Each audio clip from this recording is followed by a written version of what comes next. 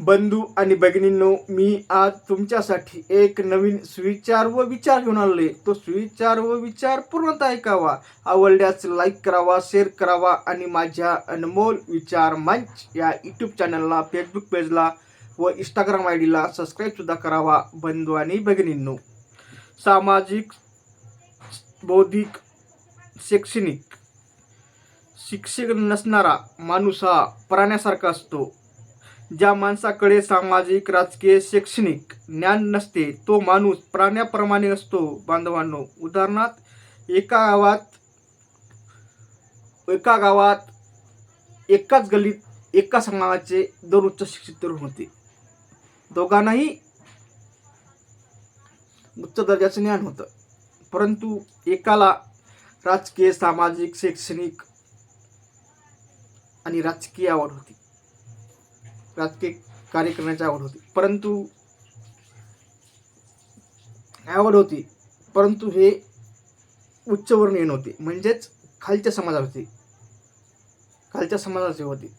मग परंतु त्या गावात निवडणुका लागल्यामुळं त्या दुसऱ्या अदर समाजानं असं ठरवलं की याला सर्व काही न्याय नाही, म्हणजे याला सर्व काही न्याय नाही, ह्या जर समजा याला आपण निवडून दिलं तर हा आपल्याला काही सुधरू देणार नाही.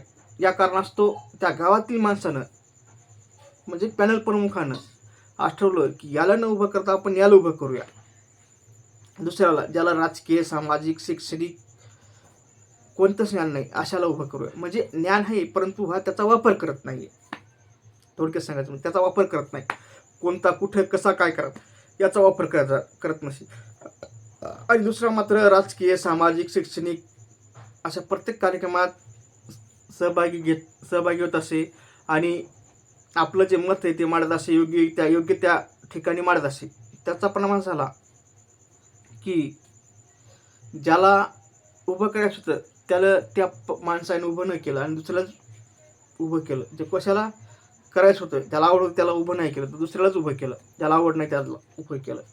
त्याचा परिणाम झाला की त्या गावची प्रगती खुटली आणि ज्यानं उभं केलं तर त्याची प्रगती वाढली. म्हणजे कशी, तर फक्त जे नावालं हे नावालच होता, रबडी सिक्क्यासारखं. जसा सिक्का कुठेही मारला की हे झालं, सिक्का मारला की सही केली की हो काम होतं, तसा हा रबडी सिक्क्यासारखा होता. आणि त्याचा परिणाम झाला की त्या गावची प्रगती खुटली आणि त्या लोकांचा ज्याला उभं केलं तर त्याचा फायदा झाला.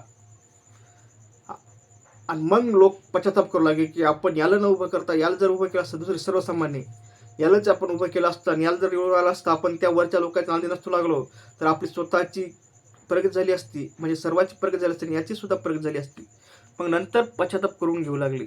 मला सांगायचं तात्पर्य बंधू मग एवढंच की ज्या माणसाकडे ज्या कार्याची आवड आहे तेच कार्य करू द्या. जर आपण त्याला आवड नाही आणि जबरदस्ती त्याला करू दिलं तर मात्र जबरदस्ती कर असं म्हणलं तर अशी अवस्था तुमच्यासुद्धा येऊ शकते. एवढं ठिकाण म्हणून ज्याला ज्याची आवड आहे तेच कार्य करू द्या. एवढंच मला तात्पर्य सांगायचं. म्हणून माझा व्हिडिओ आवडल्यास लाईक करा, शेअर करा आणि सबस्क्राईब करा. असं वाटतं तुमच्या कामाचं नाही तर तुमच्या मित्राच्या, मैत्रिणीच्या, नातेवाईकाच्या कोणाचा रिकाम असेल त्यांना तो शेअर करा आणि त्यांना सुद्धा एक सबस्क्राईब करायला सांगा. म्हणजे असेच चांगले व्हिडिओ तुमच्यापर्यंत आले त्यांच्यापर्यंत जातील आणि भविष्यात कुठं ना कुठं माझा व्हिडिओ तुमच्या आणि त्याचसुद्धा काम पडेल. मग तुम्हाला पुन्हा एकदा सर्वांना विनंती करतो की माझ्या अनमोल विचार मंच या यूट्यूब चॅनलला, फेसबुक पेजला व इंस्टाग्राम आय डीला सबस्क्राईब करावं. एवढं ठिकाण सामान्य. धन्यवाद पुन्हा ऐकल्याबद्दल.